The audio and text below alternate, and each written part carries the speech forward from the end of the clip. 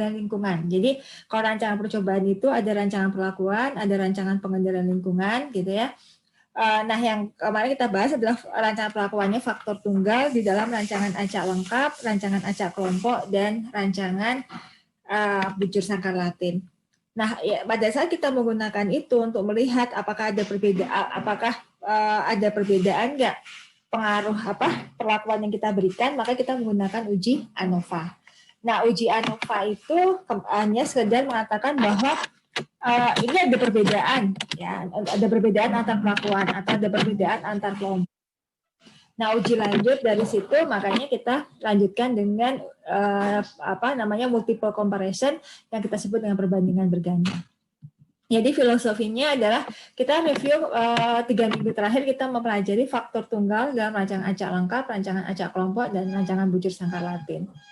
Nah, ini sebagai ilustrasi bahwa kita penerapan pelakuan terhadap unit percobaan dilakukan secara acak, gitu ya, terhadap seluruh unit percobaan. Nah, suatu percobaan dilakukan untuk melihat pengaruh 4 jenis varietas gandum. Jadi kita punya 4 varietas gandum, V1, V2, V3, dan V4, terhadap produktivitas gandum. Jadi ini responnya adalah produktivitas gandum.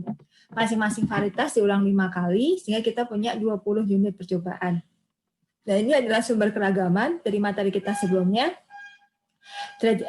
Kita dapat di sini ada F hitungnya 5,690, kemudian F tabelnya adalah 0,05316 adalah 3,24. Ini hasilnya adalah tolak Hanol, ya. Nah, tolak Hanol ini menyatakan bahwa kesimpulan kita bahwa ada perbedaan antar varietas gandum terhadap rata-rata produktivitas gandum. Nah, ANOVA hanya mencatat sampai di situ. Kalau kita pengen elaborasi, kalau saya punya 4 varietas, pertanyaannya varietas mana yang sama dan varietas mana yang berbeda? Apakah kalau V1 saya bandingkan dengan V2 ini sama, kemudian V1 dengan V3 sama, V1 dengan V4 sama, gitu ya. Nah, seperti itu berarti kita butuh uji lanjut. Ya. Sama dengan pada saat kita kemarin membahas mengenai faktor tunggal dalam rancangan acak kelompok lengkap. Waktu kemarin kita mengatakan bahwa suatu percobaan melibatkan 3 varietas baru, di mana kita punya V2, V3, V4 adalah varietas baru, gitu ya. Kemudian dengan satu varietas standar adalah V1. Dengan mempertimbangkan lahan yang digunakan, peneliti memutuskan menggunakan rancangan acak kelompok lengkap dengan jumlah blok sebanyak 3. Ya. Kemudian ini respon yang diukur adalah produktivitas, ya. Ini adalah responnya adalah produktivitas. Kemudian kita dapat juga ini adalah pelakuan, sumber keragaman pelakuan, kelompok, dan galat. Nah, dari sini kita dapat juga bahwa antar pelakuan juga berbeda, antar kelompok berbeda. Kalau kita lihat hasil dari F hitungnya. Sama, F ANOVA itu hanya mengatakan ada perbedaan atau ada pengaruh pelakuan terhadap produktivitas, atau ada pengaruh kelompok terhadap produktivitas. Kalau diuji lebih lanjut, mana V1, V2, varietas 1, apakah sama enggak, gitu ya, maka kita akan butuh uji lanjut di situ. Nah, ini juga sama pada saat di rancangan bujur sangkar Latin. Kemarin kita punya 4 pelakuan ABCD di mana penempatan dilakukan secara acak berdasarkan posisi baris dan posisi lajur. Nah, dengan demikian diperlukan 4 posisi baris dan 4 posisi lajur. Oleh karena itu, posisi pelakuan tersarang pada posisi baris dan lajur. Maka banyaknya unit percobaan yang diperlukan adalah 4 kali 4 atau sebanyak unit percobaannya. Nah, di sini kita punya baris, punya kolom, punya pelakuan, semuanya sama.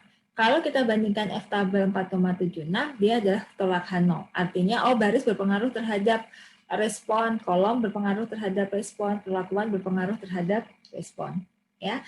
Nah, mana yang berbeda, P1 dengan P2, P1 dengan P3, atau P1 dengan P4, nah itu makanya kita perlu uji lanjut. Ya. Nah, hari ini kita melihat bagaimana cara kita akan melakukan uji lanjut tersebut. Nah, pertama kita akan membahas mengenai perbandingan berganda. Kalau dalam bahasa Inggrisnya kita sebut dengan multiple comparison. Ya. Nah, pada saat kita berbicara uji lanjut dibedakan menjadi 2, yang perbandingan yang terencana dengan perbandingan yang tidak terencana. Artinya apa? Kalau perbandingan tidak terencana itu tadi, kalau saya punya 4 perlakuan, gitu ya. Maaf sebentar. Saya punya 4 perlakuan. Ya, dari 4 pelakuan ini, kemudian saya ingin bandingkan apakah mana yang sama, mana yang berbeda. Kalau saya punya 4 pelakuan, berarti kalau saya pasangkan dua-dua, saya punya kondominasi 2. Ini kan berarti 4 faktorial, 2 faktorial, 2 faktorial. Jadi berapa banyaknya yang bisa kita inikan ya? Ini kemudian 2 faktorial, ya masih ingat ya konsep kombinasi 2 faktorial, 2 faktorial, ya 4 kali 3, 12, 12 bagi 2. Nah, berarti kita punya 6 kombinasi. Nah, apa saja itu? Misalkan saya bandingkan di V1 versus V2, V1 versus V3, V1 versus V4. Kemudian saya dapat V2 versus V3, V2 versus V4, kemudian saya dapat V3 versus V4. Nah, saya punya 6 kombinasi ini. Nah, 6 kombinasi ini saya bandingkan. Ya, dari awal saya tidak memperhatikan struktur dari perlakuan tadi, tapi saya bandingkan. Oh, ini apakah ini sama atau tidak? Nah, itu kita sebut dengan perbandingan tidak terencana. Artinya, ya udah kita lihat karakteristik dari karakteristik dari perlakuan yang kita berikan gitu ya. Nah, itu hari ini kita akan belajar mengenai least significant difference atau BNT ya. Kalau di Indonesia di IPB nyebutnya adalah BNT, kemudian BNJ, BNT, beda nyata terkecil, benar nyata terkecil. 2K itu adalah kita sebut dengan BNJ ya. Ini beda nyata jujur, ini adalah BNT. Kalau nanti teman-teman baca bukunya, kemudian ada Duncan ya. Nah, apa itu perbandingan terencana? Misalkan tadi yang ini struktur yang rancang acak lengkap, saya punya varietas baru dengan varietas lama. Nah, saya ingin bandingkan bagaimana kalau varietas baru ya saya bandingkan dengan varietas lama. Jadi bagaimana kalau yang varietas baru ya saya bandingkan dengan varietas lama. Nah, kalau seperti ini berarti saya membuat H0 saya bagaimana rata-rata dari 3 perlakuan tadi ya dibagi 2 sama dengan perlakuan 1. Nah, kalau seperti ini, kita nggak akan bisa menyelesaikan dengan Duncan, 2K, atau BNT. Kalau kita punya seperti ini, maka ini kita misalnya menggunakan kontras. Nah, karena dari awal kita sudah tahu apa yang kita akan bandingkan, informasi apa yang akan kita cari, maka ada baiknya kita menggunakan perbandingan, itu disebut dengan perbandingan yang terencana. Nah, minggu depan kita akan membahas tentang bagaimana kalau dari awal kita sudah merencanakan apa yang akan kita lakukan pengujian. Ya.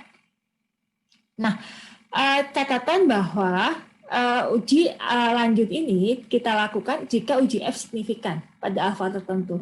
Jadi kalau ini signifikan, ya ini signifikan, ini ya signifikan, kemudian ini juga signifikan, kemudian ini signifikan, baru kita bisa lakukan uji lanjut. Tapi kalau F hitungnya tidak signifikan, sebaiknya jangan melakukan uji lanjut. Ya. Walaupun di beberapa kasus, kalau kita langsung pakai LSD, itu pasti akan ada perbedaan antar perlakuan. Ya. Tapi dasarnya adalah filosofinya kalau ANOVA-nya tidak signifikan, sebaiknya tidak lakukan uji lanjut. Ya. Jadi itu sebagai catatan bahwa uji lanjut dilakukan jika uji F signifikan pada alfa tertentu. Nah, ini misalkan ilustrasi pada percobaan rancangan acak lengkap, ya, ilustrasi yang pertama, saya buat deskriptifnya. Nah, ini adalah saya melihat saya membuat rata-rata produktivitas per varietas, kemudian ini saya buat box plotnya sebagai bahan eksplorasi, kemudian saya buat deskriptif statistiknya. Ini adalah produktivitas per pot.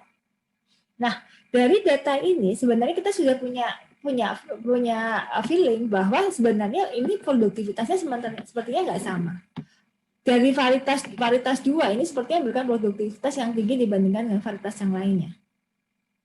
Nah, tetapi karena perbedaan antara varietas 2 dengan varietas 4 ini juga bedanya tidak setajam dengan perbedaan varietas 1 dengan varietas 2, apakah varietas 2 itu sama nggak dengan varietas 4?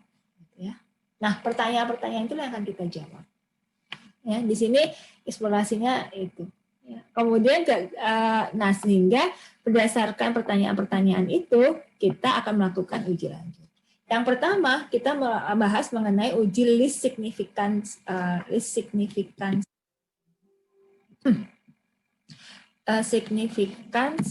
difference. Jadi, di perbedaan kita mencari beda yang paling kecil. Ya, jadi kita sebut dengan beda nyata terkecil. Nah, ini dasarnya dari sebaran T. pengujian T biasa. Jadi masih ingat ya pelajaran kita di pertemuan pertama bahwa kita membahas pengujian dua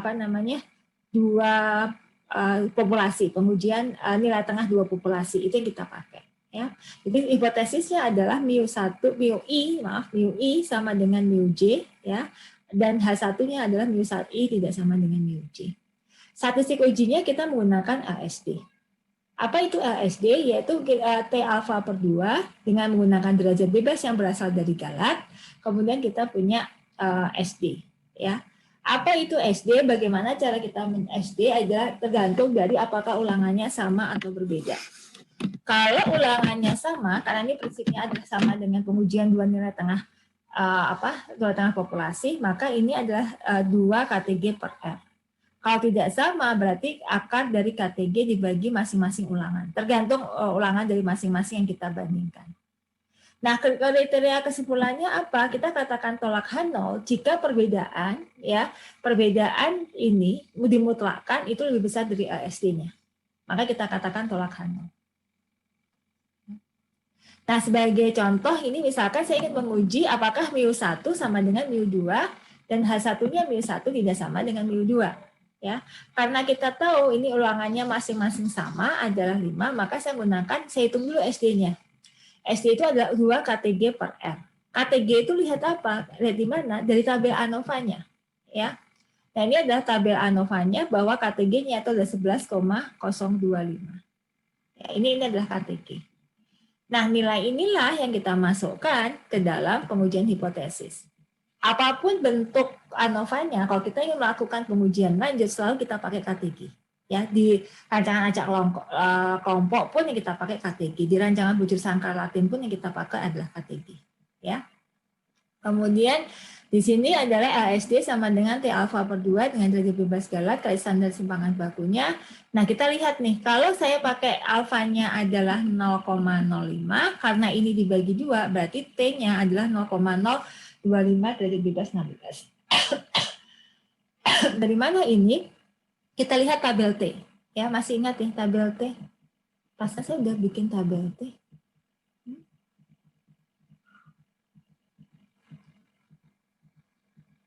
Nah, ini tabel T. Ya. Ini adalah tabel T, adalah kita lihat 0,025, derajat bebasnya tadi berapa? 16. Ya, derajat bebasnya adalah 16. 2,1199. Ya, tergantung tabel T-nya. Ya, tergantung tabel T-nya. Ini kita lihat di tabel T, ya, di tabel T, kemudian dikalikan standar deviasinya dapat 4,447. Kemudian kita hitung berapa rata-rata selisih rata-rata perlakuan tersebut kemudian dimutlakkan. Jadi kita nggak melihat plus minusnya, tapi kita melihat absolutnya. Misalnya rata-rata pertama adalah 20,4 dikurangi 28,6 sama dengan 8,2. Ini lebih besar dari LSD kita, yaitu 4,447. Maka kita katakan adalah tolak. Artinya apa? Rataan varietas 1 dan varietas 2 adalah berbeda. Ya. Ada pertanyaan sampai sini? Paham ya? Jadi intinya adalah kita menggunakan tabel T untuk melihat itu. Ya.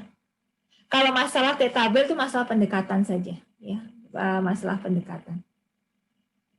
Oke. Nah, sekarang sama juga pada saat saya menghitung mu2, mu3 karena ulangannya sama, nggak perlu saya ngitung LSD-nya. Tinggal saya selisihkan antara rataan yang kedua dikurangi rataan yang ketiga. Dapat 6,2 masih besar dari LSD. Berarti varietas 2 dan 3 adalah berbeda juga.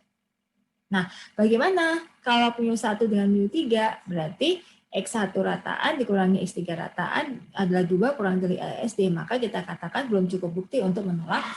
Artinya rataan probabilitas varietas 1 dan varietas 3 kita anggap adalah sama.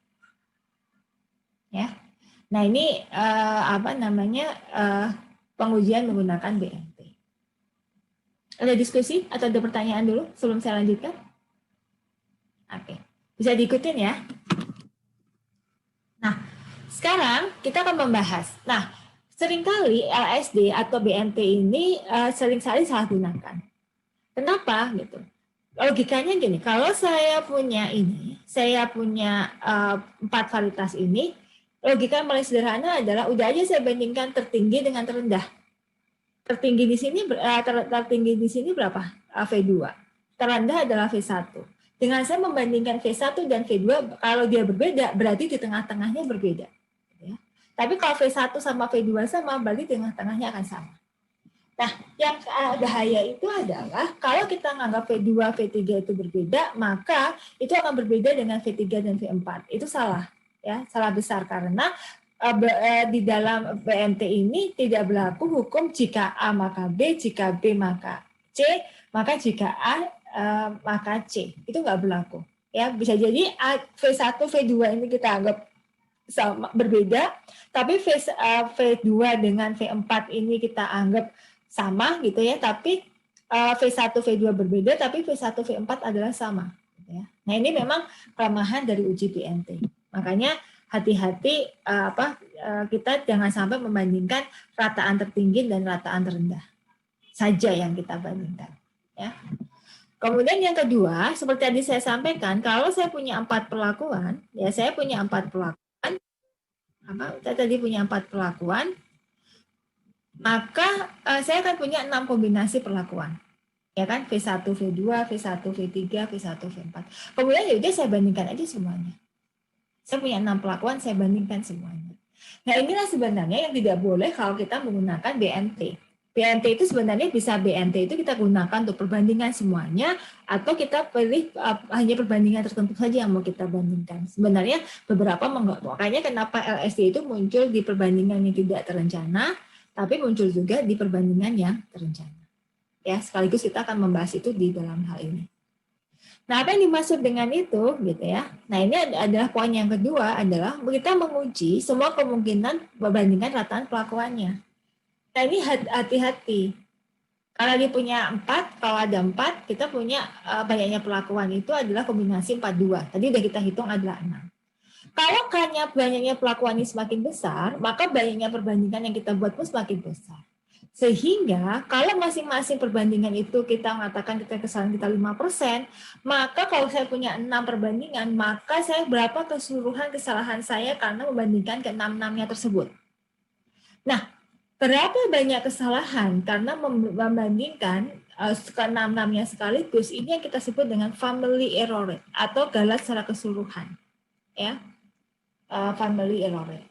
Nah, itu adalah 1 dikurangi 1 min alfa pangkat G. Ya. Anda bisa bayangkan kalau perlakuannya semakin besar, maka G akan semakin besar, maka family error rate-nya akan semakin besar. Ini sudah saya buatkan tabel. Ya. Jadi di sini banyaknya grup, misalkan grupnya 2, banyak perbandingan adalah 2. Family individual error rate artinya apa? Pada saat ini kan berarti kita punya hipotesis nih. Kalau 2 grup ya, banyak perbandingan, banyaknya grup itu 2. Berarti saya membandingkan antara mu1 dengan mu2. Ya. Atau sama aja yang kita bandingkan mu2 sama dengan mu1. Ya. Nah, kalau 3 itu berarti saya bandingkan antara mu1, pasangan 22 ya, mu2, H1 adalah mu1 sama dengan mu3, H0, 1, 2, 3. Kemudian H0 yang lain itu adalah mu2 sama dengan mu3.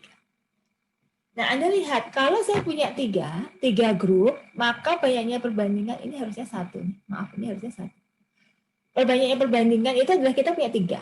Nah, masing-masing ini individualnya sebesar 0,5. Ini makanya disebut dengan individual error rate. Nah, kalau saya punya 3, ternyata setelah saya hitung family error rate-nya, secara keseluruhan itu adalah saya dapat 0,143. Nah, kalau semakin banyak grup yang saya buat, ini kan berarti kombinasi K2 kan, maka banyaknya perbandingan, ya banyak perbandingan itu adalah kombinasi. Banyaknya perbandingan itu kombinasi K per 2, ini akan semakin besar. Ya. Nah, sebagai akibatnya ini semakin besar, masing-masing kita uji pada alfa 5%. Nah, kalau jumlah perbandingannya besar, maka family error rate-nya akan semakin besar. Kesalahan ininya akan semakin besar. Nah, sehingga kalau kita menggunakan SD, hati-hati terhadap family error rate ini. Ya, itu. Makanya kapan sebaiknya kita menggunakan SD atau beta nyata terkecil ada selected pairwise comparison. Jadi jangan semuanya dibandingkan. Kalau saya punya 6 kombinasi, jangan semuanya saya bandingkan. Mana bandingan yang valid? Ya. Nah, itu adalah cara yang pertama. Kemudian, kapan kita gunakan yang kedua juga adalah untuk perbandingan terencana sebagai misal membandingkan perlakuan baru dengan kontrol. Bahwa tadi, kalau saya yang rancangan acak kelompok, saya punya 3 varietas baru, saya bandingkan dengan 1 varietas lama. Nah, kalau varietas lama ini dianggap sebagai kontrol, maka saya ingin membandingkan bagaimana V yang lainnya terhadap varietas yang lama ini. Gitu. Sama nggak perlakuannya? Maka kita bandingkan dengan perlakuan baru dengan kontrol. Kemudian kita ingin mencari mana yang terbaik. Pick the winner. Ya, menentukan prosedur yang terbaik. Nah, untuk 2 macam kondisi inilah, makanya BLIT atau BMT itu digunakan. Bagaimana caranya? Ya, ingat kita kembali ke kasus ini. Ada kasus pertama adalah suatu percobaan dilakukan untuk membandingkan 5 insektisida baru dengan standar insektisida yang ada sebagai kontrol. Berarti sebenarnya jumlah perlakuan kita ada berapa? Ada 6. Ya, 6 itu adalah 5 insektisida baru, kemudian 1 ada sebagai kontrol. Jadi sebenarnya kita punya 6 perlakuan. Nah, masing-masing insektisida disemprotkan ke dalam suatu tempat yang terdapat 100 ekor lalat. Setelah 5 menit dihitung berapa banyak lalat yang mati. Nah, masing-masing perlakuan diulang 3 kali. Ini adalah percobaannya. Anggap percobaan kita adalah rancangan acak lengkap. Kalau kita punya 6 perlakuan, kita tahu bahwa 6 perlakuan ini, ya 6 perlakuan, berapa banyaknya perbandingan? Kalau full itu kita punya 15. Ya. Kalau masing-masing alfanya adalah 5%, maka alfa keseluruhannya adalah 53,7%. Akan sangat berisiko kalau kita membandingkan semuanya dalam pengujian tadi. Ya. Lalu apa yang bisa kita lakukan? Ya, apa yang bisa kita lakukan? Nah ini, kalau saya punya 6 perlakuan, ini berarti ini saja kontrol, kemudian ini adalah varietas baru, 1, 2, 3, 4, 5, ini adalah rata-rata lalat yang terbunuh dari percobaan tadi. Kemudian kita dapat KTG-nya sama dengan 54. Ya, anggap ini adalah KTG-nya. Ini adalah rata-ratanya. Nah, kemudian kita ingin melihat, ujilah apakah tingkat efektivitas masing-masing insektisida yang baru berbeda dibandingkan dengan kontrol. Jadi saya ingin tahu kalau yang baru ini, kalau saya bandingkan terhadap yang sudah eksis di pasaran, mana yang lebih bagus. Berarti ini semuanya kita bandingkan terhadap terhadap kontrol. 1 terhadap kontrol, 2 terhadap kontrol, 3 terhadap kontrol, 4 terhadap kontrol, dan 5 terhadap kontrol. Ya, semuanya dibandingkan terhadap. Ini adalah selisihnya, selisih rataannya. Jadi 30 kurangi 10 berapa? 20, 15 kurangi 10, 5. 12 kurangi 10, 2. Jadi ini ada perbedaannya. 25 kurangi 10, 15. 35 kurangi 10 adalah 25. Nah, bagaimana cara menguji ini? Ya, kita gunakan ini. Jadi kita hitung dulu simpangan bakunya adalah 2 KTG per R adalah 2 kali 54 bagi 3 sama dengan 6. Derajat bebasnya adalah P kali R-1 adalah 12. Ya jangan salah ya. Jadi di sini jangan yang hitung 5. Tapi kontrol itu kita masukkan sebagai perlakuan. Nah, ASD-nya adalah T0,025. Derajat bebasnya adalah 12 kali simpangan baku. Jadi 2,179 kali 6 adalah 13,073. Kemudian kita hitung rata-ratanya. Jika dia lebih besar dari ASD, maka kita katakan tolak renol. Ini kita punya hipotesisnya. Kita punya 5 hipotesis, gitu ya. Kemudian keputusannya. Y0 dikurangi Y1, 20 lebih besar dari LSD. Maka kita sebut dengan tolak renol. Ya. Kemudian ini 5 lebih kecil dari LSD. Ini adalah terima H0 yang di sini. Ini terima H0. Ini tolak H0, tolak H0. Nah, terus mana yang efektif, mana yang berbeda dengan yang dibandingkan pasaran? Berarti kalau kita mau rekomendasikan, berarti rekomendasikan formula 1, formula 4, dan formula 5. Karena tingkat efektivitasnya berbeda nih kalau nyamuk. Ya. Semakin banyak nyamuk yang mati akan semakin bagus. Ya. Nah, insektisida yang diberikan tingkat efektivitas yang berbeda dibandingkan dengan kontrol adalah insektisida 1, 4, dan 5. Nah, ini adalah pemanfaatan BMT sebenarnya. Ya. Oke, ada pertanyaan? Ada diskusi dulu sampai sini? Bisa diikutin ya. Nah, ini kalau kenapa dikatakan lebih efektif, kenapa kita tidak menggunakan semuanya? Karena kita hanya membandingkan 5. Kita hanya menguji 5 dari 15. Jadi enggak semuanya kita uji. Ya, jadi mau apa mengendalikan family error tadi. Oke. Nah, sekarang contoh yang kedua.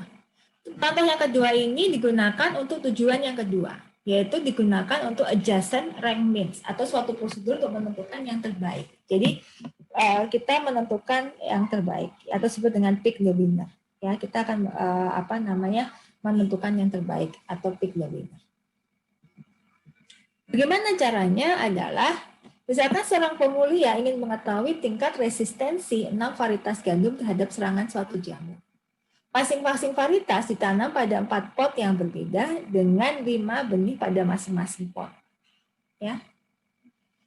Nah, ini sebenarnya mengatakan bahwa kita punya ulangan itu 4 pot. Ya, dalam satu pot itu adalah 5 benih. Gitu ya. Nah, sehingga total pot yang disediakan adalah 24. Nah, ini adalah datanya, kita punya varietasnya adalah, kemudian kita urutkan. Ini adalah rataannya. Ini adalah rataan, ini. Kemudian kita urutkan dari yang terbesar sampai yang terkecil. Ya. Nah, kalau dia yang terbaik, itu definisi terbaik tergantung dari bidang ilmunya ya. Apakah kita mengambil yang maksimal atau kita mengambil yang minimal. Ya, kalau di sini karena produktivitas, maka kita mengambil yang maksimalnya. Jadi yang ratanya paling tinggi, yang paling bagus. Nah, kemudian kita cari selisihnya. Misalkan 95,4 kurangnya berapa? Peringkat pertama dengan peringkat kedua kita kurangkan. Kemudian peringkat kedua dengan ketiga kita inikan. Peringkat ketiga dengan keempat kita uji. Kemudian peringkat keempat kelima dan kita uji dengan peringkat kelima. Ingat bahwa kita kalau kita punya 6 perlakuan, kalau kita menggunakan semua kombinasi perlakuan, maka kita akan membandingkan akan membandingkan 15. Tapi di sini kita hanya membandingkan 5 saja, ya. Oke. Nah, kemudian setelah itu ini ada tabel T-nya gitu ya, tabel T-nya tadi untuk melihat tabel T-nya, dan ini adalah kita hitung ST sama RST-nya. Ya, kita tahu bahwa ini 7,746, ini 218, kemudian T0,025 derajat bebas 18 adalah 2,1. Ya. Ini kita ambil, ya itu dibulatkan, tapi kalau Anda mau ambil nilai aslinya juga nggak apa-apa. Ya. Kita dapat 16,274. Nah, maaf ini harusnya ini kurang dari LST, sehingga dia tidak signifikan. Yang ini harusnya lebih dari. Ya, lebih dari AST. Nah, ini kita tahu bahwa ternyata yang berbeda itu adalah varietas berapa? Varietas 6 dan 4 dia berbeda, kemudian sama, varietas 4 dan 5 dia berbeda, varietas 2 dan 1 dia berbeda, varietas 1 dan 3 dia berbeda. Ya, ini adalah interpretasi kalau kita menggunakan pick the winner. Pertanyaannya adalah mana yang mau kita rekomendasikan?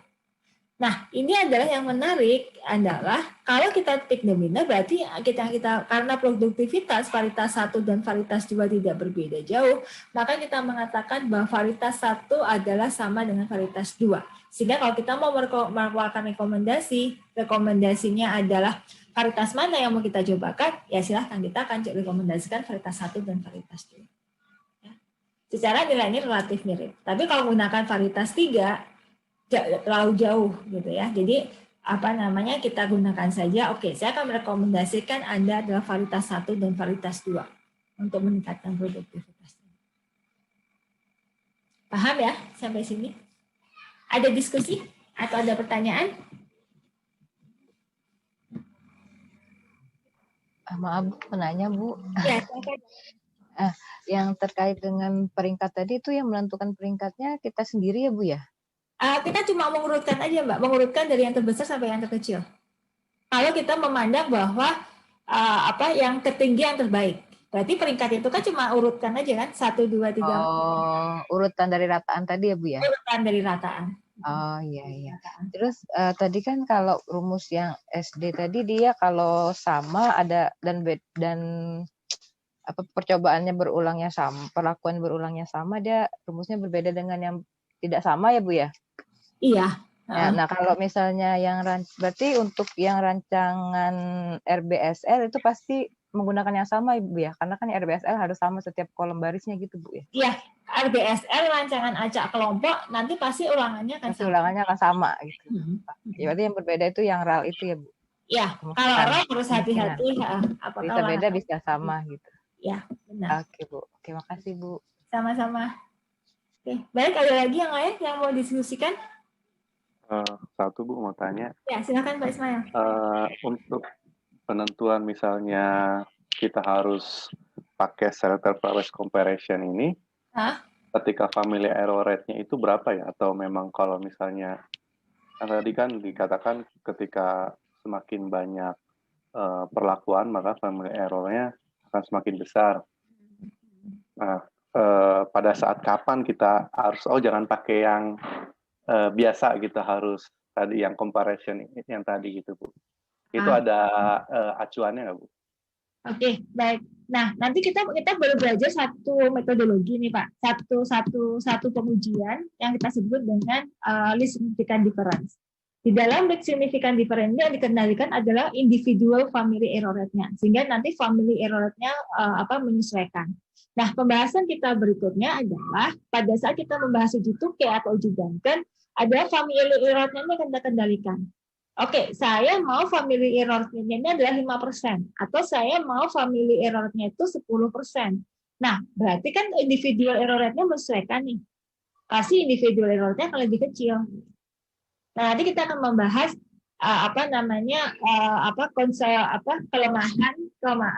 kelebihan dan kelemahan dari metode yang sudah ada. Tapi yang kita bahas ini, kenapa makanya kalau kita menggunakan BNP atau beda nyata terkecil ini atau LSD ini, sebaiknya jangan membandingkan semua kombinasi perlakuan. Ya, jangan membandingkan semua kombinasi perlakuan. Makanya tadi kita hanya kenapa kita memerintahkan kemudian pilih yang terbaiknya gitu ya. Kemudian ataukah kita membandingkan perlakuan itu dengan kontrol gitu. Itu dalam rangka mengurangi family error rate-nya. Sebenarnya itu Pak Ismail. Jadi nanti kita akan yang kalau BNT ini memang yang kita kendalikan baru individual error rate-nya karena kita berdasarkan pada uji T untuk perbandingan dua perlakuan ini. Nah, berikutnya kita akan membahas Tukey dan Duncan di mana yang dikendalikan adalah family error rate. Ya, sama-sama. Ada lagi pertanyaan sampai sini? Oke. Nah, kalau nggak ada, kita lanjutkan. Kita masuk ke pengujian yang kedua. Ini uji Tukey. Atau mungkin Bapak Ibu di BPS familiar ya dengan uji Tukey atau BNJ dengan beda nyata terkecil ini. Ya. Nah, kalau bedanya BNJ dengan BNP, ya ini memang saya nggak tahu juga kenapa BNJ ini disamakan dengan beda nyata jujur gitu ya. Ini nanti ada BNP, ada BNJ ya. Nah, di dalam BNJ ini ya, yang dikendalikan itu adalah family error rate-nya. Ya. Jadi di sini kita tetapkan adalah family error rate-nya misalkan 5%. Kalau saya punya 4 perlakuan tadi, ya, 4 perlakuan, saya punya 4 perlakuan, berarti semuanya saya punya 6 perbandingan. Ya, pasangan 22 itu saya punya 6.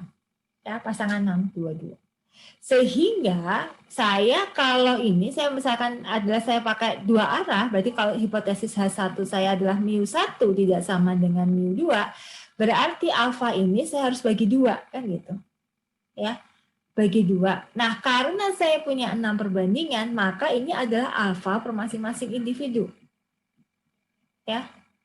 Kalau misalnya kalikan 2, kalau pada saat saya kalikan 2 adalah 0, berapa ini?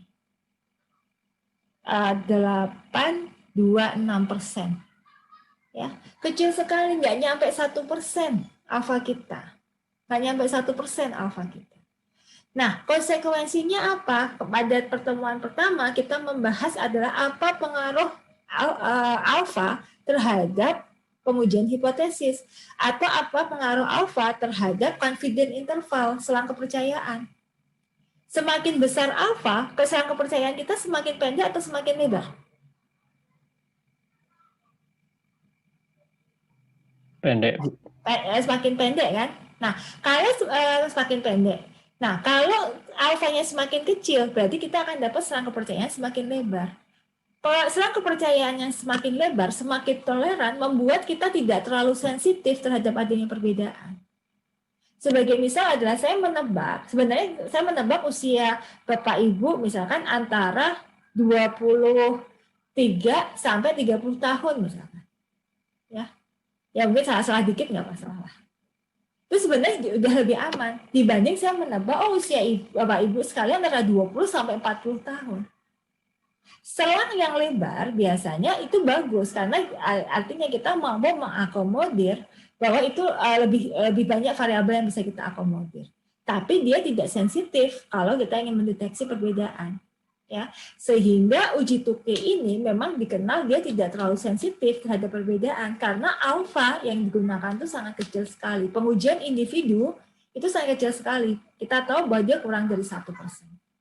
Karena yang dikendalikan adalah family error rate. Nah, sehingga kalau kapan kita bisa gunakan uji Tukey? Uji Tukey ini kita baik gunakan kalau pelakuan yang kita cobakan itu benar-benar berbeda. Apa yang dimaksud dengan pelakuan yang benar-benar berbeda? Nah, ini memang filosofi di perancangan percobaan. Saya pernah mendapat satu diskusi ya dengan situ ada senior statistik, ada Profesor Majik, ada Bu Ita, dan segala macam. Kita mendiskusikan tentang perancangan percobaan. Bagi salah satu syarat bahwa perancangan percobaan itu berhasil jika pemilihan taraf dari faktor itu tepat, gitu ya. Nah, kalau kita mau misalkan dosis pupuk itu mau kita cobakan misalkan 50 kg per hektar atau 75 kg per hektar atau 100 kg per hektar. Atau kita cobakan 100, 200, 400. Misalkan, mohon maaf. Nah, di angka, misalkan kita cuma bedanya 25. Kalau kita uji, kok nggak ada perbedaan ya? Kok nggak signifikan ANOVA-nya? Ya mungkin karena taraf faktor kita itu masih terlalu dekat, belum benar-benar berbeda. Makanya kalau kita ingin melakukan percobaan, pilih faktor-faktor yang memang berbeda, jaraknya jauh sekalian. Nah itulah kenapa uji Tukey tepat digunakan di situ. Ya, karena biasanya kalau dalam perancangan percobaan kita cari adalah perbedaannya. Kita ingin sesuatu yang berbeda. Nah ini adalah statistik ujinya, kita sebut dengan BNJ. Kemudian ada tabel, disebut dengan tabel Tukey, adalah nilai Hi alfa. Jadi kita mengandalkan ada alfanya, ada nilai Hi alfa dengan jumlah pelakuan dan derajat bebas tertentu, kemudian dikalikan dengan standar error dari pelakuannya. Nah, standar error pelakuannya itu adalah cukup akar KTG per R. Ya, akar KTG per R. Jadi bukan 2 KTG per R lagi, tapi akar KTG per R. Lalu bagaimana jika ulangannya tidak sama? Nah, kalau ulangannya tidak sama, maka bisa menggunakan rataan harmonik. Jadi di sini adalah banyaknya perlakuan atau T. Ya, T atau P sama saja. Banyak perlakuan dibagi dengan penjumlahan dari 1/RI tadi dari masing-masing. Nanti kalau ketemu RH-nya tinggal masukkan ke standar. Ya, jadi lebih mudah karena kita hanya dapat 1 BNJ saja. Nah, ini tabelnya. Ya, tabelnya ini adalah tabel Tukey-nya tadi. Ya, ini adalah tabel Tukey-nya. Jadi di sini adalah berapa banyaknya. Kalau di sini K ya. Jadi berapa banyaknya perlakuan yang kita cobakan. Kemudian ada derajat bebasnya.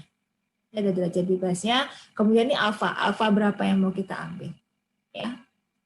Nah, kalau alfa 1% itu kan berarti sangat kecil sekali. Kalau perlakuan kita banyak kan sangat kecil sekali. Ya. Tapi nggak ada masalah tergantung dari kepentingan kita seperti apa. Ya. Tapi orang umumnya sih moderatnya menggunakan alfa 5%. Nah, bagaimana langkahnya? Ya, kita punya ini disebut dengan algoritma pembandingan Tukey. Karena kalau di dalam Tukey yang kita bandingkan adalah semua kombinasi perlakuan. Ya, semua kombinasi perlakuan. Jadi kalau saya punya 4 perlakuan, ya 4 perlakuan tadi, kombinasi dua-duanya adalah hipotesis kita kan mu1 sama dengan mu2 gitu ya. Nah, ini semuanya kita bandingkan. mu1 sama dengan mu4, kemudian saya cobakan di sini adalah mu2 sama dengan mu3, kemudian H0-nya adalah mu2 sama dengan mu4. Kemudian satu lagi adalah mu3 sama dengan mu4. Berarti kita punya 6 kombinasi. Ini adalah kombinasi 42. Ada 6 perbandingan. Dan ini semuanya kita bandingkan. Ya. Sehingga kita buat algoritma supaya apa? Supaya memudahkan kita dalam mencari itu. Yang pertama adalah urutkan rataan perlakuan dari yang terkecil sampai yang terbesar. Atau sebaliknya, bisa dari yang terbesar atau yang terkecil. Silakan, mana anggap yang paling mudah. Kemudian kita berikan kursor, ya, nilai I sama dengan 1 dari kiri dan J 1 dari kanan. Jadi kalau J itu 1 dari kanan, kalau I itu 1 dari kiri. Kemudian kita hitung beda antara rataan perlakuan terkecil ke I dengan terbesar, kemudian bandingkan dengan nilai BNJ. Jika beda rataan perlakuan lebih kecil, itu diamkan. Ya, kita masuk ke garis 5, yaitu kita mulai bentuk garis rataan perlakuan ke I sampai perlakuan ke J. Tapi kalau lebih besar, maka J-nya maju. Ya, J-nya yang maju, tambah 1. Kemudian kita ulangi langkah 3. Ya. Sampai nanti kalau sampai kita kemudian maju, I-nya maju lagi. Ya, dan seterusnya. Sampai semuanya selesai. Dan ini algoritmanya seperti itu. Nah, ini sebagai ilustrasi, kita masuk misalkan dari semua kombinasi ini ingin mengetahui kualitas mana yang berbeda. Berarti kita hitung dulu kan, SY rataan sama dengan akar KTG dibagi R. Jadi akar dari 120 bagi 4 yaitu 5,447. Kemudian kita lihat BNJ-nya adalah Hi 0,056 dengan 18. Ini kita lihat di tabel. Bagaimana cara baca tabelnya? Nih, tadi perlakuannya berapa? 6 ya. Ya, kita punya 6 perlakuan. Ini 6 perlakuan. Kemudian derajat bebasnya adalah 18. Kita lihat di sini adalah 4,49. Ya, 4,49. Ya, ini 4,49 dikalikan 5,477 hasilnya adalah 24,593. Nah, semua nilai nanti kita bandingkan terhadap 24,593. Nah, bagaimana tadi? Ya, berarti kita tuliskan di sini H0-nya berarti untuk semua I dan J di mana I tidak sama dengan J. Ya. Nah, ini tadi saya urutkan dari yang terkecil sampai yang terbesar. Ini adalah urutan perlakuan dari yang terkecil sampai yang terbesar. Kemudian di sebelah kiri ini saya kasih indeks I sama dengan 1, kemudian ini adalah indeks J sama dengan 1. Ya. Saya mulai dari I sama dengan 1 dan J sama dengan 1. Berarti saya kurangkan 95,3 dikurangkan dengan 24. Dapat 70. Benar nggak sih? 95,3 dikurangi 74. Bukan 71 ya? Berapa hasilnya? 95,3 dikurangi 24. Ada yang bisa bantu gitu nggak? Ya, Bu, 71,3. Benar ya? 71,3 ya? Ya. Oh ya, 71,3. Ini karena saya sering salah ini jadi saya agak ragu-ragu. Ini lebih besar dari BNJ. Ya, BNJ kita kan saya tuliskan di sini ya biar nggak lupa. BNJ kita tadi adalah sebesar 24,593. Ya, 24,593. Nah, ini karena dia lebih besar, maka kita kasih tanda bintang. Nah, karena ini lebih besar, maka kita maju ke sini. Ini J sama dengan 2. Maka maju di sini. J sama dengan 2. Kita kurangkan Y4 kurangi Y3. 94 dikurangi 93 kurangi 94 sama dengan 70. Masih lebih besar dari BNJ. Nah, kita biarkan kemudian kita maju untuk J sama dengan 3. Ya. Ini juga sama 75 dikurangi 24. 75 dikurangi 24 berapa ya?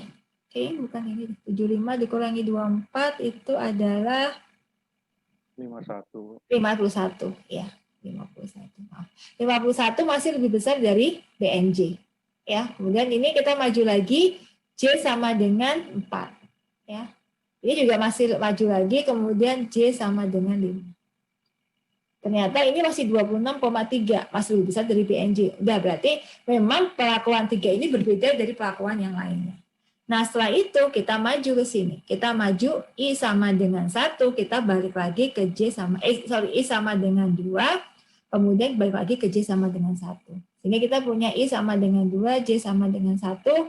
Kita bergerak ini karena berbeda, maka gerak ke J sama dengan 2, bergerak lagi ke J sama dengan 3, kemudian bergerak ke J sama dengan 4.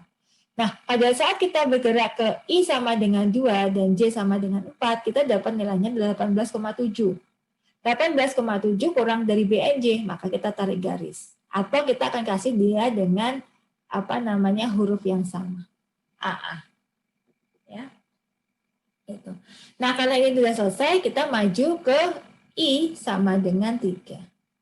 Dari I sama dengan 3, J sama dengan 1, kita lihat di sini. Ya, ini. I sama dengan 3, J sama dengan 1. Ini 70 masih lebih besar. I3 itu berarti 69 dikurangi 95,3 ya. Berapa? 70 nggak mungkin. 31 ya? 31,3. Sorry. 95,3 dikurangi 69 berapa? 26,8, Bu. Ya, 26,8. 3,3. Ya. 26,3. 26,3 lebih besar dari BNJ kan? Masih lebih besar BNJ. Oke, kita diamkan. Kemudian 75 I sama sorry ini ya. Ini 26,3. Terus ini kita maju 94 dikurangi 69 berapa? 20,3. Berapa? 20,3. 20,3. 69 kurangi 94? Nggak mungkin koma. Kok saya jadi ini ya? 25, Bu. 25. Oh, 25. Oke, 25. Ini 25 masih lebih besar dari BNJ, aman gitu ya. Kemudian yang ini 69 kurangi 75 adalah 6. 6 lebih kecil dari BNJ, kita tarik garis. Nah, kita kasih nama hurufnya adalah B misalnya. Kemudian kita maju, karena ini sudah habis, kita maju ke I sama dengan 4, kemudian C sama dengan 1.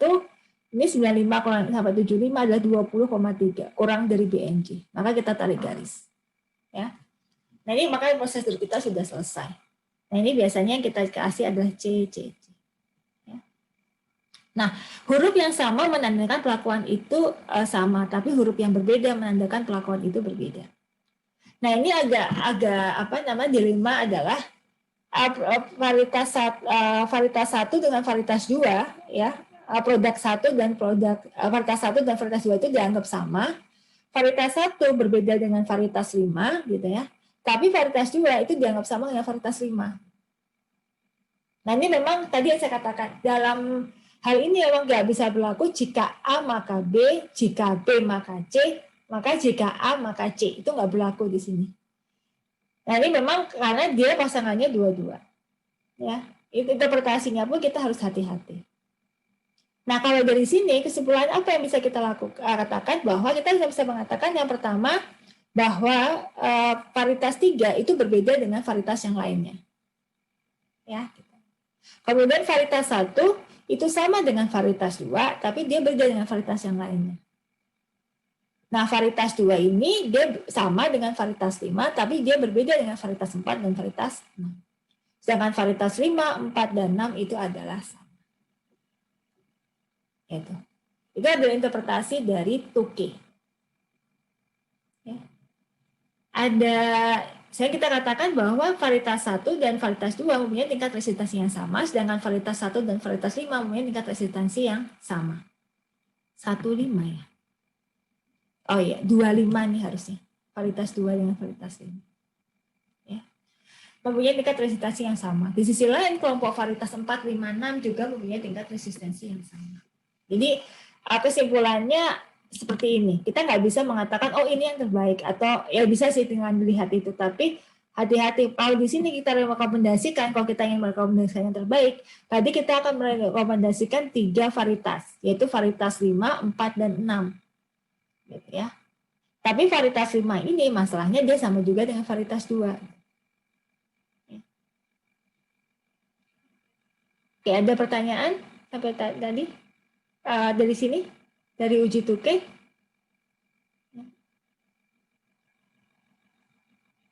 Oke, kalau nggak ada,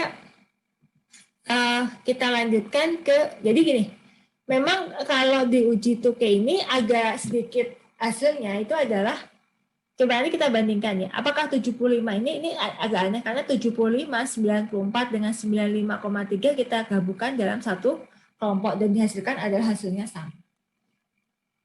Ya, secara logika, ini sebenarnya aneh gitu hasilnya. Kenapa 75 ini dianggap sama dengan 94? Padahal jaraknya kan jauh. Kalau 94 dengan 95,3 wajar lah kalau dia mirip. Sebenarnya 75 ini kan lebih mirip juga ke 69. Ya. Tapi 69 sendiri sudah dianggap berbeda dengan kelompok yang lain. Sedangkan 75 masih masuk dalam kelompok tersebut. Nah, ini yang memang tadi saya katakan bahwa Tuke ini kurang bisa mendeteksi adanya outlier. Ya, Tuke kurang bisa mendeteksi adanya, kurang sensitif dalam mendeteksi adanya perbedaan. Ya. Oke. Nah, kemudian kita punya uji Duncan multiple rank test. Ya. Nah, ini sama prinsipnya dengan Tuke, tapi dia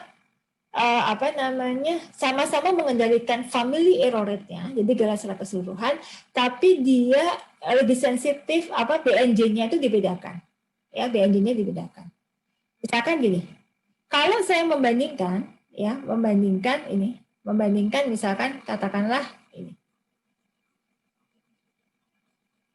Ya, saya membandingkan I1 dengan J1. Ini pada hakikatnya saya bandingkan berapa perlakuan? 1, 2, 3, 4, 5, 6. Saya bandingkan 6 perlakuan. Tapi di sini saya bandingkan terhadap BNJ. Kemudian kalau saya membandingkan I1 dengan J sama dengan 2, saya bandingkan berapa perlakuan? 1, 2, 3, 4, 5.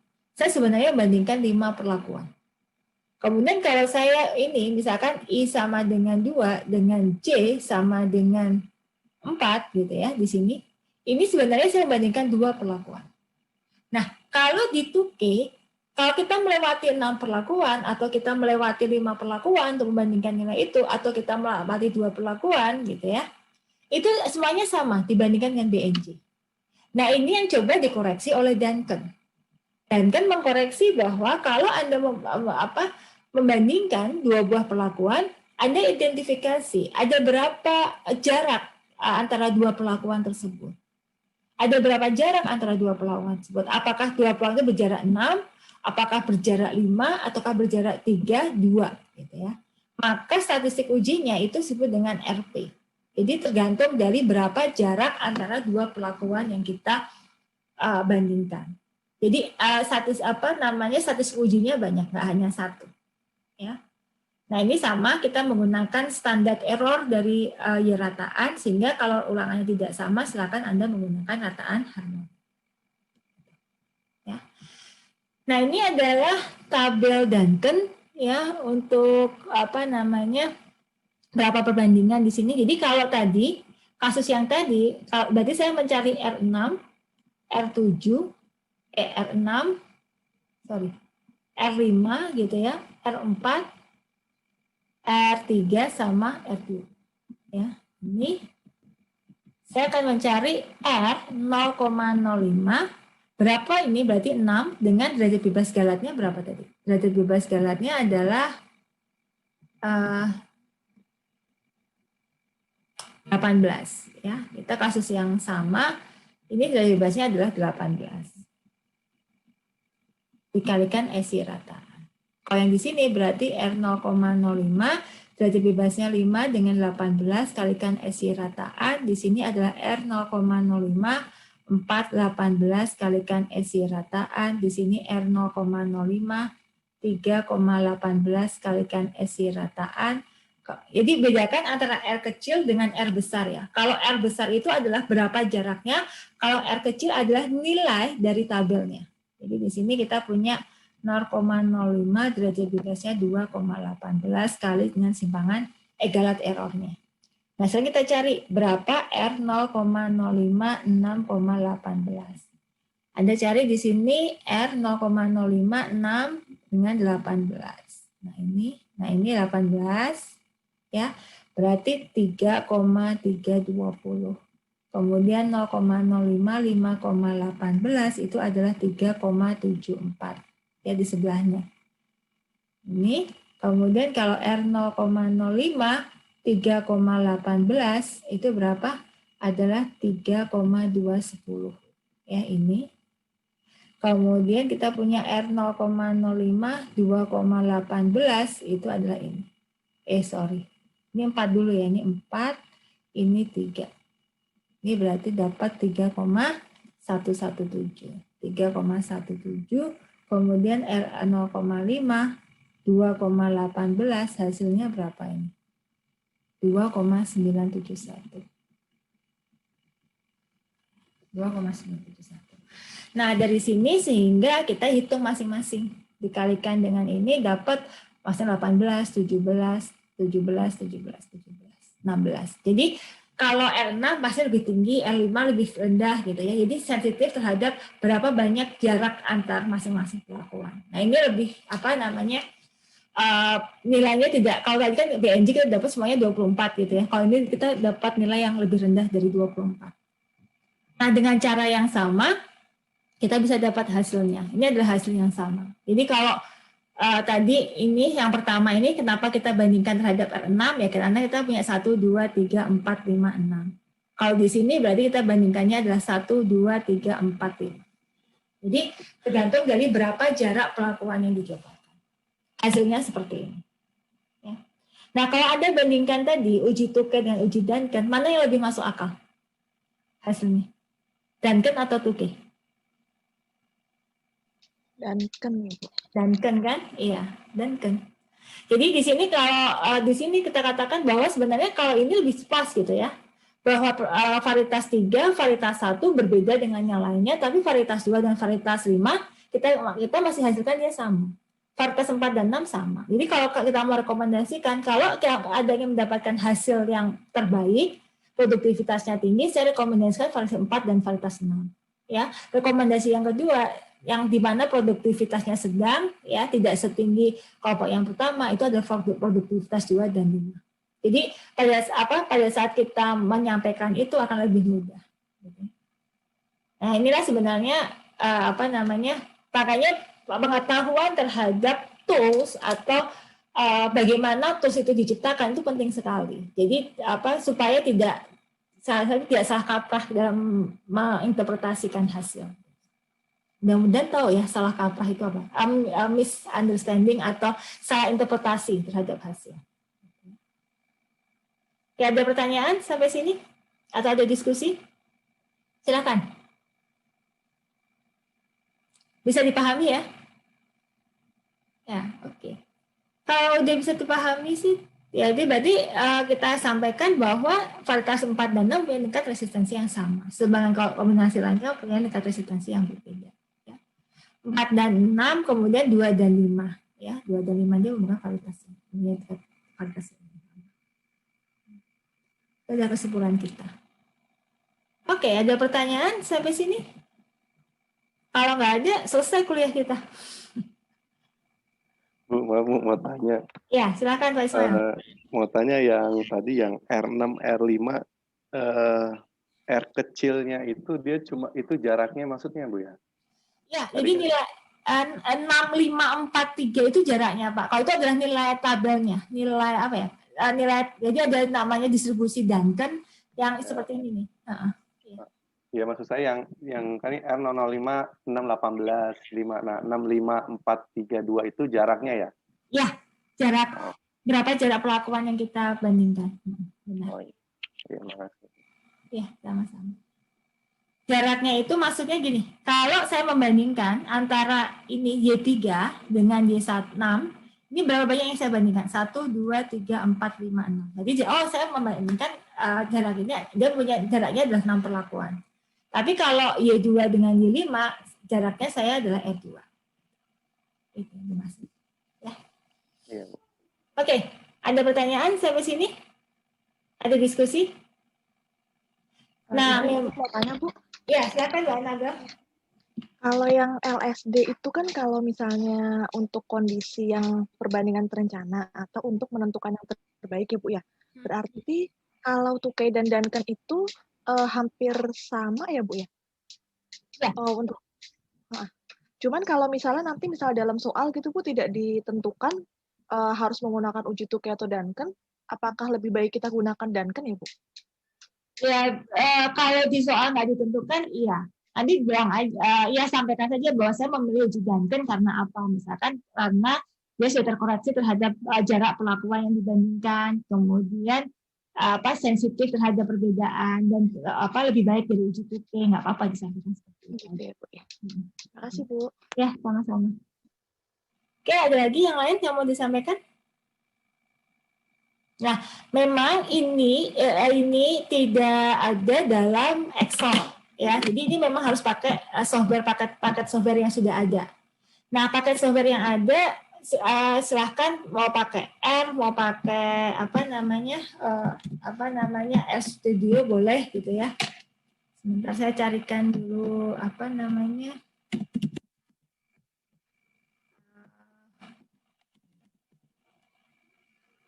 sintaknya gitu ya. Jadi entah saya carikan sintak untuk R-nya. Sebenarnya kalau pakai R, saya tanya, Bapak Ibu familiar nggak pakai R?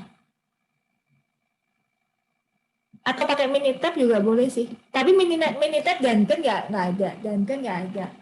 Bapak Ibu lebih familiar sama SPSS ya? Kalau di SPSS itu ada juga sih uji lanjutnya. Silakan. Tapi memang kalau saya karena ya kalau software itu kan preferable ya, tergantung kita mengaitkannya seperti apa gitu. Bentar, ini kan saya carikan dulu yang di R. Yang di R.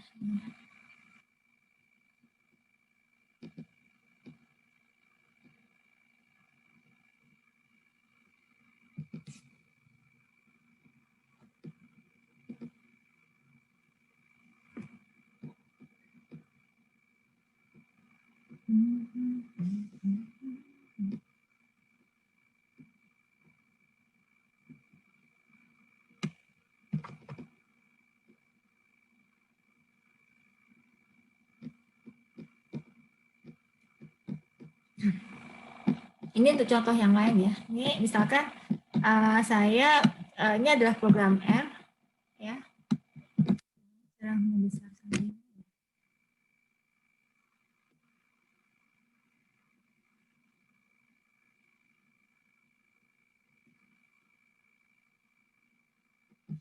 Kelihatan ya. Jadi ini adalah data RAL-nya. Misalkan saya membaca, ini datanya saya simpan gitu ya. Ini kemudian ini datanya, saya punya data namanya RAL ya. Kemudian ini cara ngikutin datanya, saya simpan dalam bentuk CSV. Kemudian saya punya data RAL. Ini adalah data view data RAL-nya. Ya. Di sini saya punya unit percobaan. Kemudian saya punya perlakuan. Ada ini adalah percobaan di peternakan gitu ya, melihat bagaimana pengaruh pakan terhadap populasi ikan tertentu. Di sini ada kotoran ayam, ada ragi 1, ragi 2, ragi 3 campurannya, kemudian kita lihat populasinya. Jadi yang diberikan makanan itu kotoran ayam ini sebagai kontrol gitu ya tingkat populasinya. Nah, ini kemudian kalau saya menggunakan ANOVA itu hanya ALF aja. ALF populasi perlakuan. Ya, ini adalah perintah untuk kita memunculkan ANOVA-nya. Nah, ini adalah tabel ANOVA-nya kalau untuk di R gitu ya. Jadi kalau di sininya signifikan berarti ini signifikan gitu ya. Gitu. Nah, kalau ingin lihat tesnya gitu ya. Tesnya nah,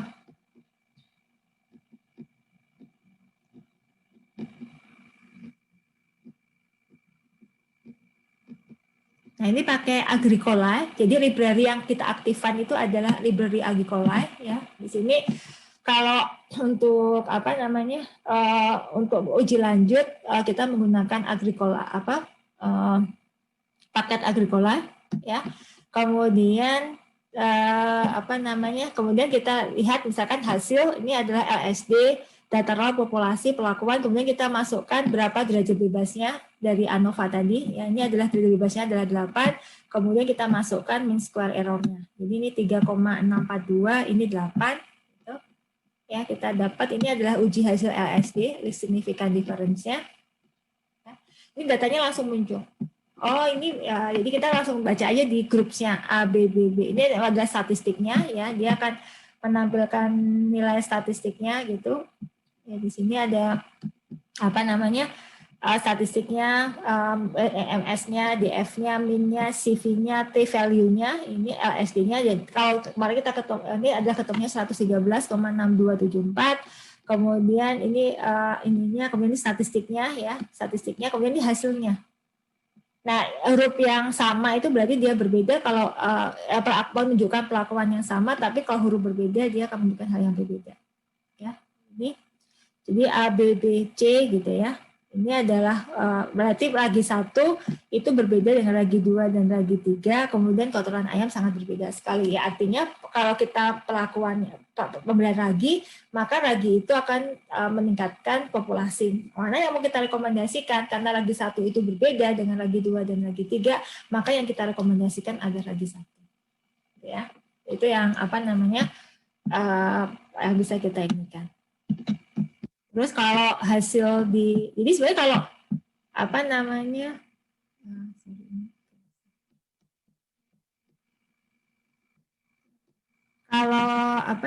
kalau kalau sintak di itunya sih lebih cepat. Nah, ini adalah hasil uji uji Duncan. Nah ini adalah hasil uji Duncan-nya. Ya kalau di sini sih nggak ada perbedaan. Ini hasil uji Duncan. Ini sama, dan sini ada critical range-nya dibedakan 2, 3, 4. Jadi memudahkan nanti critical Duncan-nya seperti apa. Ini adalah output, kalau output R menggunakan itu. Kemudian kalau kita uji 2K, nah nama lain dari 2K itu HSD. Ya. HSD itu adalah uji 2K. Nanti di sini kita akan lihat hasilnya. Nah, kemudian di sini, nah ini 2K, tes 2K. MSD, nyebutnya adalah MSD. Itu kalau kita menggunakan sintak di. Nah kalau kita menggunakan sumber statistik sebenarnya dalam kedipan mata juga sebentar ya, nggak lama, kemudian kita tinggal interpretasikan hasil. Oke, ada pertanyaan sampai sini? Tadi saya kopikan sintak R-nya biar nanti Bapak Ibu bisa mencoba. Ibu maaf mau tanya Bu. Boleh.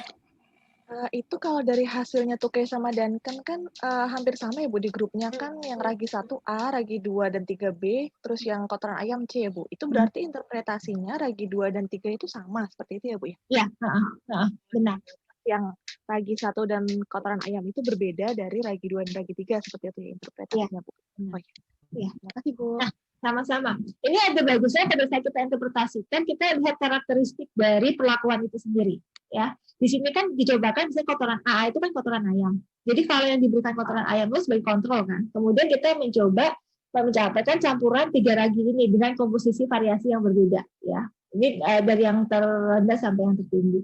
Nah ternyata dari data kita, kalau kita mau menginterpretasikan ini adalah ini cara. Nah kita juga perlu belajar ya cara bagaimana menginterpretasikan dari memang informasi itu kita perlu gali. Jadi mungkin kita sampaikan bahwa kotoran ayam sebagai kontrol itu memberikan populasi atau gini, treatment yang kita harapkan itu memberikan populasi yang jauh lebih tinggi dibandingkan dengan pada saat kita memberikan kotoran ayam sebagai treatment. Nah, itu cara-cara kita membahasnya. Kalau kita bukan orang statistik. Nah, untuk yang diberikan perlakuan ragi, yang memberikan rataan yang paling besar itu adalah ragi 1. Ya, dia akan populasinya sebesar 16.683. Sedangkan ragi 2 dan ragi 3 itu akan memberikan tingkat populasi yang sama, sekitar 1.400. Nah, itu adalah cara kita menyampaikan atau cara kita membuat laporan terhadap hasil uji ini. Gitu ya, Mbak, ya, buat semuanya. Nah, makanya kalau orang statistik katakan ya udah ragi 1 yang terbaik, 2 dan 3 sama, yang C ini yang terendah gitu ya. Kalau kita orang statistik akan mengatakan seperti itu. Tapi kalau Anda membuat laporan, kemudian nanti Anda menyampaikan hasil ini ke teman-teman yang bukan non statistik, maka maknanya sama, tapi cara kita menginterpretasikan akan berbeda, dan itu akan dapat maknanya. Ya. Oke, ada lagi yang mau didiskusikan sampai sini? Ibu mohon maaf untuk terkait dasar untuk entry datanya itu sendiri itu ada pengaruhnya nggak Bu urutan-urutannya Bu? Jadi ini sebentar ya, saya ini kan untuk inputting data. Inputting datanya, sebenarnya sih enggak apa namanya,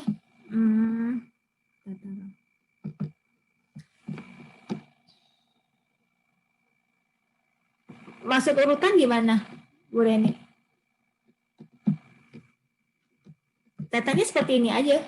Jadi kita punya 3 seperti ini data inputting datanya.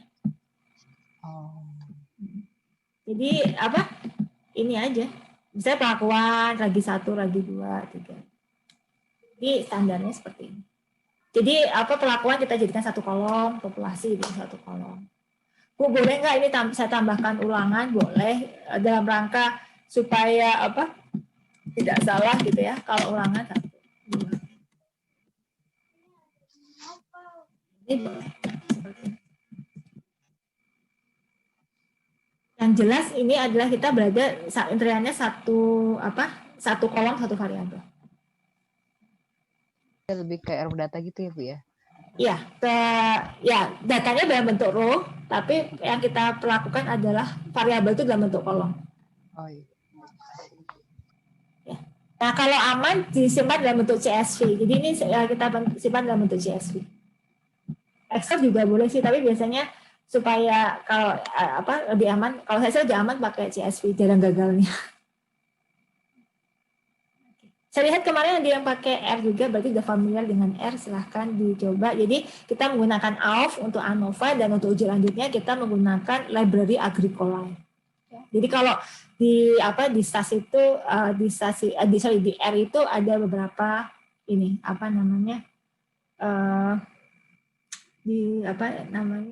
istilahnya library ya, kita menggunakan beberapa library di situ. Oke, ada diskusi atau ada pertanyaan lagi? Ini mau konfirmasi aja Bu. Ya, itu berarti populasi itu responnya ya Bu ya? Ya, benar. Responnya kalau FCR itu ya fertility apa gitu. Itu responnya ya. Jadi respon itu bisa lebih dari 1. Jadi bisa ada responnya, bisa banyak di sini. Dan pengolahan datanya di masing-masing respon. Kalau kita menggunakan konsep ANOVA ya. ANOVA itu kita berarti kalau kita punya 4 respon ya kita olah per masing-masing respon. Nah, makanya biasanya tabelnya yang ditabelkan itu biasanya statistiknya. Jadi rata hasil ANOVA-nya. ANOVA-nya sebagai lampiran, kemudian di tabel itu hanya rangkumannya saja yang kita tampilkan rangkumannya. Nanti kalau nanti Anda belajar, saya nggak tahu, sayangnya Anda nggak belajar analisis. Tapi waktu STS atau waktu di S1 kan belajar analisis peubah ganda ya. Jadi dalam analisis peubah ganda itu ada namanya MANOVA, multivariate analysis of varian. Jadi kalau kita punya lebih dari 1 respon variabel, kemudian kita ingin menguji secara sekaligus, secara bersama-sama, maka kita pakai MANOVA. Tapi MANOVA nggak masuk dalam pelajaran kita Rancop masih membahas ANOVA. Jadi kalau kita punya respon lebih dari 1, berarti analisis per masing-masing respon. Good point. Oke, ada diskusi atau ada pertanyaan sampai di sini? Sebentar ya, saya tampilkan. Saya nanti coba lihat di Biasanya kalau di itu tuh tampilannya udah berupa ringkasan dia. Jadi tidak per masing-masing ANOVA ditampilkan gitu ya untuk buat laporan gitu. Kalau untuk skripsi atau untuk penelitian, tapi hasil ringkasannya.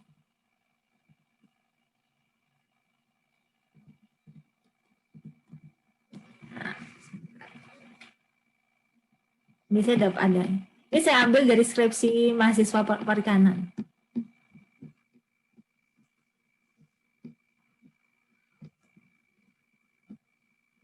Ini jadi ini biasanya kayak gini. Ini kan sebenarnya kita punya.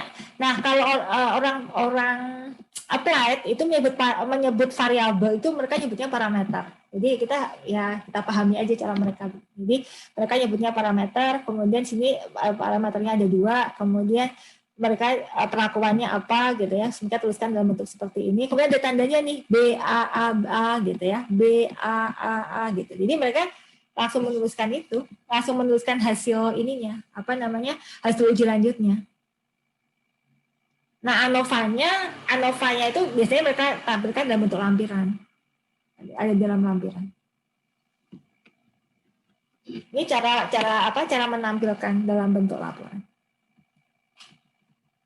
Nah, ini ada juga yang menampilkan dalam bentuk ini, bar chart, kemudian kasih tanda yang berbeda. Ini tergantung bagaimana cara kita menampilkan. Oke, ada diskusi atau pertanyaan lagi, Bapak Ibu? Sebenarnya kesulitan nggak mengikuti mata kuliah perancangan percobaan ini? Bisa diikutin ya?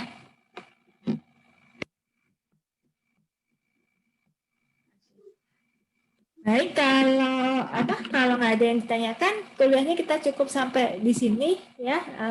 Insya Allah sampai kita ketemu minggu depan. Minggu depan pertemuan terakhir kita ya. Jadi nanti setelah UTS nanti yang masuk adalah Bu Indah. Jadi saya yang membantu sampai di pengantar UTS. Nah, minggu depan kita akan membahas tentang uji lanjut, tapi yang untuk perlakuan yang sudah terstruktur. Jadi akan lebih banyak pertanyaan yang pertanyaan yang ya kalau tadi itu kan ya udah pokoknya mana yang sama mana yang berbeda kita serahkan pada hasil tools yang diinginkan. Nah, memang pesan saya adalah pada saat kita memilih uji lanjut mana yang mau kita lakukan pengujian, itu memang kita harus paham dulu filosofi tools itu bekerjanya seperti apa sehingga tidak salah pilih gitu ya. Atau pada saat kita interpretasikan kita sudah tahu perbedaan hasil seperti apa.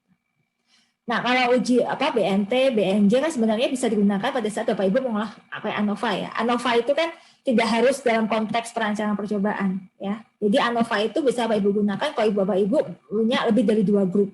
Ya, lebih dari 2 grup, Bapak Ibu bisa pakai ANOVA, mau 1W ANOVA, mau 2W ANOVA, dan biasanya uji lanjutnya atau multiple comparison-nya bisa pakai BNT, 2K atau Duncan.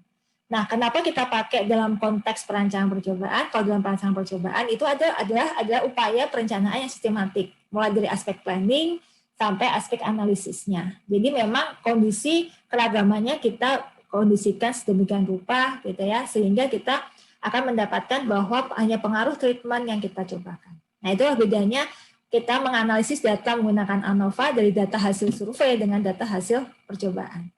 Biasanya ANOVA-nya akan jauh lebih terkendali di hasil di hasil percobaan dibandingkan di hasil survei.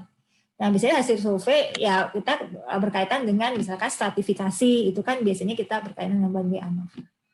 Atau kalau kita melihat dari aspek pendapatan atau aspek gender, berarti kita sudah melihat dari 2 klasifikasi, berarti kita main ke 2W ANOVA. Kalau dalam konteks perancangan percobaan, berarti kita masuk ke dalam rancangan acak kelompok, gitu ya. Kalau misalnya ada beberapa observasi, berarti kita nanti masuknya ke factorial design. Kalau kita berbicara dalam aspek perancangan percobaan, itu cuman istilah dan doanya. Sebenarnya tools yang kita pakai semuanya adalah sama. Ya, oke, baik. Barangkali saya buka kesempatan satu kali lagi. Ada pertanyaan? Oke, baik. Kalau nggak ada pertanyaan, saya akhiri sampai di sini kuliah kita. Tetap semangat. Semoga Bapak Ibu tetap sehat selalu. Ya, masih tetap semangat kuliahnya. Lihat-lihat ya di pendaftaran, kapan Bapak Ibu akan melakukan pendaftaran. Tanyakan kapan batas terakhir pendaftaran untuk semester genap ini. Karena hari ini mulai dibuka pendaftarannya. Ya, baik. Terima kasih Bapak Ibu sekalian. Saya akhiri. Assalamualaikum warahmatullahi wabarakatuh. Waalaikumsalam warahmatullahi wabarakatuh. Terima kasih.